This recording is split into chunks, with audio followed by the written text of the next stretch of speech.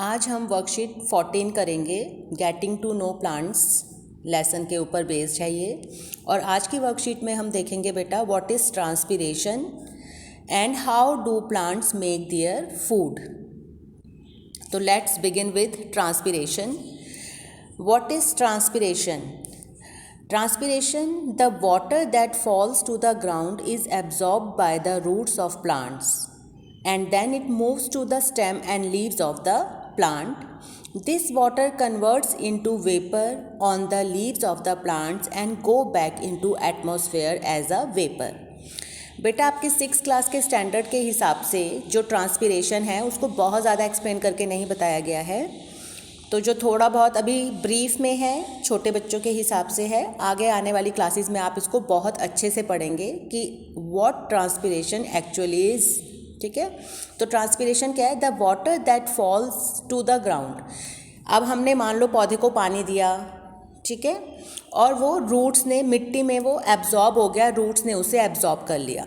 फिर हमें पता है जो रूट्स होती हैं जब उन्होंने उस वाटर को एब्जॉर्ब कर लिया तो जो प्लांट का स्टेम होता है वो वाटर को ट्रांसपोर्ट करता है, मतलब भेजता है to different parts of the plant. अब डिफरेंट पार्ट्स आपको पता ही है प्लांट के, लीव्स, ब्रांचेस, फ्रूट्स, ठीक है, सब जगह पर जो स्टेम है पानी को भेजता है। This water converts into vapour on the leaves of the plant. Vapour होता है बेटा, आपने देखा है गर्मियों के दिनों में अगर आप गीले कपड़े डालते हो, गर्मियों में क्या, इवन भाई सर्दियों में भी, गर्मियों में वो थोड़ा जल्दी हो जाता है वेपोराइजेशन। हमने गीले कपड़े डाले और थोड़ी देर बाद वो हमें 1-2 घंटे बाद हमें वो सूखे हुए मिलते हैं, तो वो जो पानी था कपड़ों का वो कहाँ गया? वो वेपोराइज हो गया है ना, भाप बन के उड़ गया सूरज की रोशनी की वजह से, धूप के कारण। तो यही होता है जब ये वाटर प्लांट्स में पहुँचता है तो sun rays, not actually sun rays, और भी प्रोसेसेस होते हैं पर 6 के हिसाब से इन्होंने ये बताया है।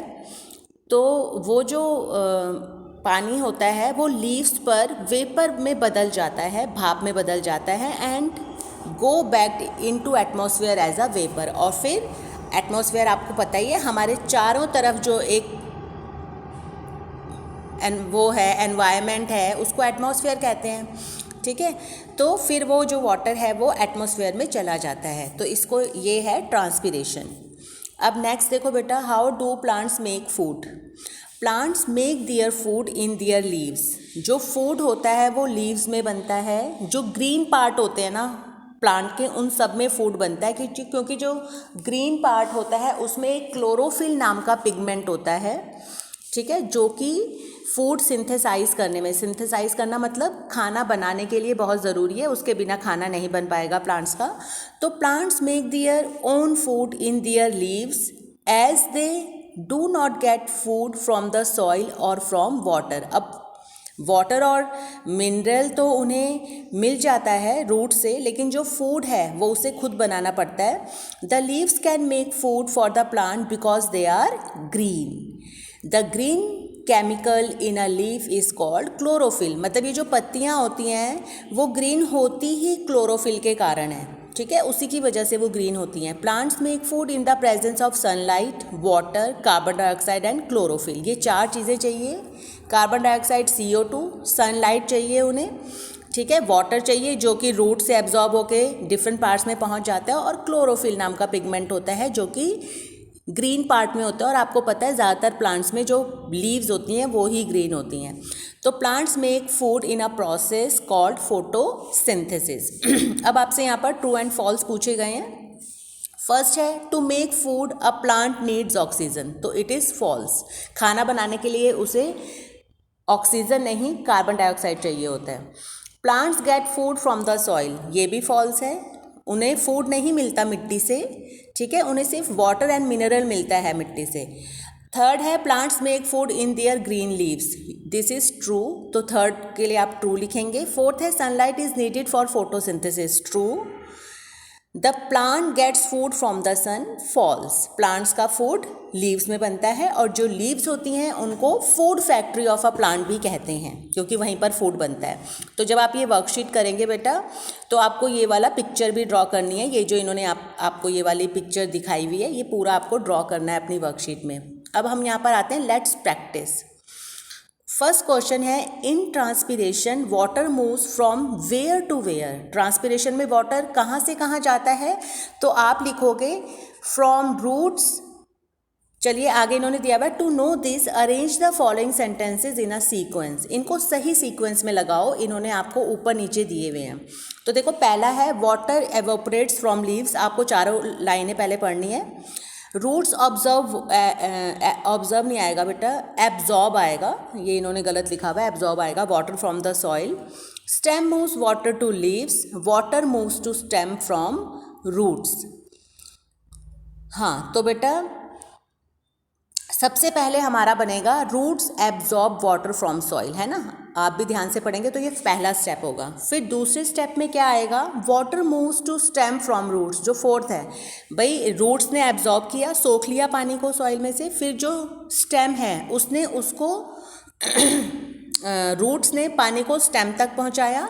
फिर थर्ड पे आएगा ये जो थर्ड पॉइंट है कि stem moves water to leaves, फिर जो तना है उसने पानी को लीव्स तक पहुंचाया। और लास्ट में आएगा water evaporates from the leaves, evaporate मतलब भाप बन के उड़ जाता है। तो ये चार आप उतारेंगे और फिर उनके आगे ये सीरियल नंबर डाल देंगे।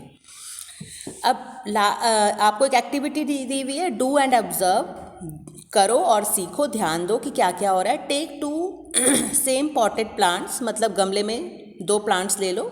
The tie polythene on the leaves of one plant with the use of thread and keep it in the sun. जैसे एक प्लांट लिया तो उसके कुछ पत्तों पर पॉलीथीन बांध दी और उसको धूप में रख दिया।